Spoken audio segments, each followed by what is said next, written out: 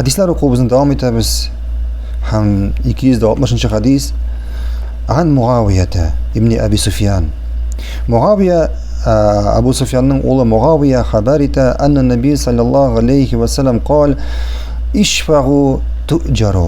Allah'ın elçisi sallallahu aleyhi ve sellem aytdı, bir-biringizga şefaat qiling'iz. Bir-biringizga şefaat qiling'iz ham ajr savobli bo'lursiz. Fa inni la uridul amra fa uakhiruhu kayma tashfa'u fa tu'jaru.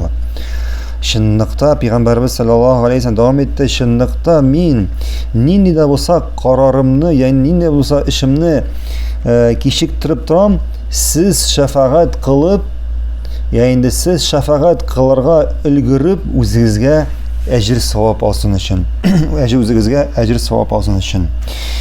Бу хадисның мәгънәсе, ягъни Пәйгамбәрбез саллаллаһу алейхи ва саллям бу хадисны әйтергә теләде. Әгәр Peygamberimizge kişiler kileyken mesela nindir yardam sorab, akşam meselesinde bulsun, başka narsa, başka mesele bilen Peygamberimiz ana cevabını, yani oyunda nindi cevap biresin bile. Lakin ol şu cevabını kişiktirip durdu, ezgine vakitka şu arada qaysı da olsa sahabesi kilip şefaat yasap, ol da şu ecir savabını alır için. Ol da şu ecir savabını alır için. Çünkü Peygamberimiz sallallahu aleyhi ve sellem başka hadisinde aytdı, izgilikka yol ko'rsatuvchi onu ishlevchiga teng. Izgilikka yol ko'rsatuvchi onu ishlevchiga teng.